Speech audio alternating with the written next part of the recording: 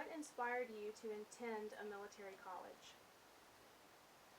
Well, I was first drawn there by the chance to play in athletics, football, and once I visited the school, decided that if I went to a school like that, it wouldn't be there for football. It'd be you know the history and tradition that the institution offered, and the military side of it. Once college started, what inspired you to join the Army? It was my junior year, and from the Citadel, you didn't have to go into the military. You could go in the private sector, and actually about 70% of the Corps cadets that once they graduate, they go into um, the private sector. But I had some friends that was kind of signing up and going to different branches. You can go into any branch of the armed forces, except with the exception of the Coast Guard. And I just was at a military school. I didn't want to look back and 5 years down the road, you know, couldn't look at myself in the mirror because I missed that opportunity. So I thought about it, I prayed about it, and decided I was going to. And when I came back from my 8 o'clock class in my junior year, all hell had broken loose, and 9/11 had just happened. Um, Well, once I was in the army, we went through a bunch of training, and I was first duty assignment was in Fort Knox, Kentucky, and then from there to Fort Sill, Oklahoma, where I was getting ready to go to officer basic course. And it's a pretty tough officer basic course. There's a lot of studying involved, and um, you learn how to call in artillery, and uh, it's kind of important where you call it in at. So um, literally, thank God it was a long weekend, and just before the first day, which was on a Tuesday of our class starting, that Saturday, my son was born, and it was just me and my girlfriend at the time that was living in Oklahoma, and I was on a assignment where I did funeral details, so I had to go and um, we drove all over the state and presented the American flag to the surviving spouse of a veteran. And I got back from one of those. It was on Saturday, and I got back, and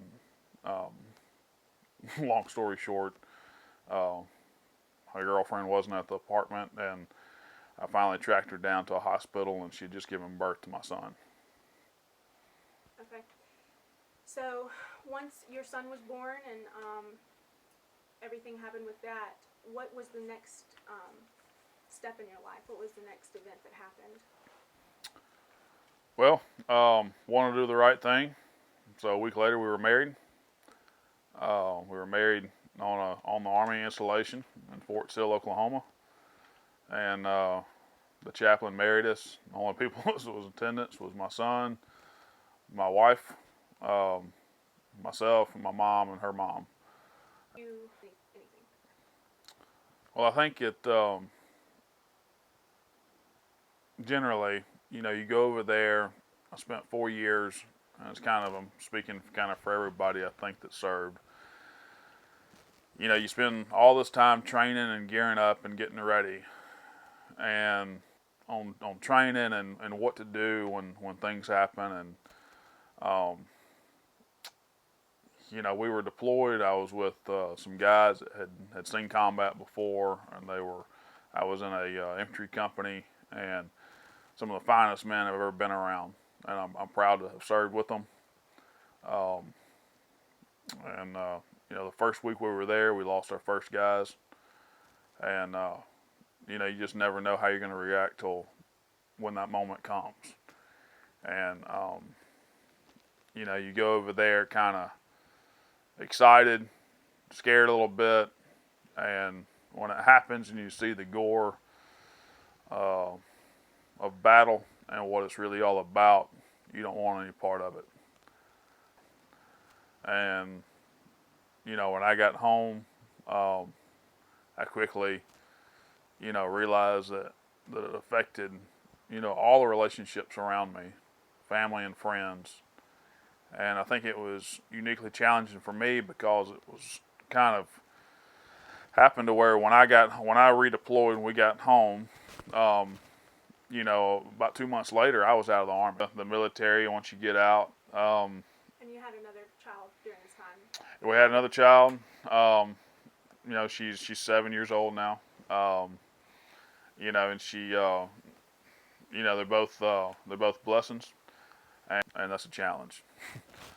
My kid's kindergarten teacher, or first grade teacher last year, I said, you know, I'm several years removed for it, but you know, hand me an operations order and M4, and I'll take the building. But don't give me a 6-year-old that don't want to take a bath because I don't know what the hell to do. And you know that carries on, but you know we're making it. We're continuing on, and you know every day we learn a little bit about each other, and we have our cries and our struggles. But you know, life is what it is, and I wouldn't change anything right now.